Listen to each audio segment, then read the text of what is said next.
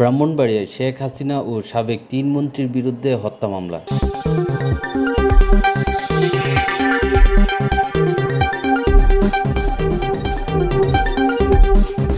ব্রাহ্মণবাড়িয়ার সাবেক প্রধানমন্ত্রী শেখ হাসিনা সহ ৫৪ জনের নাম উল্লেখ করে সদর মডেল থানায় একটি হত্যা মামলা দায়ের করা হয়েছে। মামলায় আরও ২০০ থেকে ৩০০ জনকে অজ্ঞাত আসামি করা হয়েছে। গতকাল বুধবার রাত ৮টায় জেলার সদর উপজেলার সুহিলপুর ইউনিয়নের মৃত আব্দুল লতিফ মিয়ার ছেলে বাবুল মিয়া বাদী হয়ে তার ভাই জহুরুল ইসলামকে হত্যার অভিযোগে এই মামলাটি দায়ের করেন। মামলায় সাবেক প্রধানমন্ত্রী শেখ হাসিনা, সাবেক গৃহায়ন ও গণপূর্তমন্ত্রী ওবায়দুল মুকতাদির চৌধুরী, সাবেক আইনমন্ত্রী আনিসুল হক, সাবেক স্বরাষ্ট্রমন্ত্রী আসাদুজ্জামান খান কামাল ও জেলা আওয়ামী লীগের সিনিয়র সহসভাপতি হেলাল উদ্দিনকে হুকুমের আসামি করা হয়েছে। মামলার বাদী বাবুল মিয়া এজাহারে উল্লেখ করেন, ২০২১ সালে ২৬শে মার্চ ভারতের প্রধানমন্ত্রী নরেন্দ্র মোদী বাংলাদেশে আগমন উপলক্ষে হেফাজত ইসলামের আগমনের বিরোধিতা করে জেলার বিভিন্ন স্থানে বিক্ষোভ মিছিল করতে থাকে। এ সময় তার ভাই জহুরুল ইসলাম এই আন্দোলনে অংশগ্রহণ করে। এই আন্দোলন প্রতিহত করার জন্য সাবেক প্রধানমন্ত্রী শেখ হাসিনা, সাবেক গৃহায়ন ও গণপূর্ত মন্ত্রী ও ব্রাহ্মণবাড়িয়া সদর আসনের সাবেক সংসদ সদস্য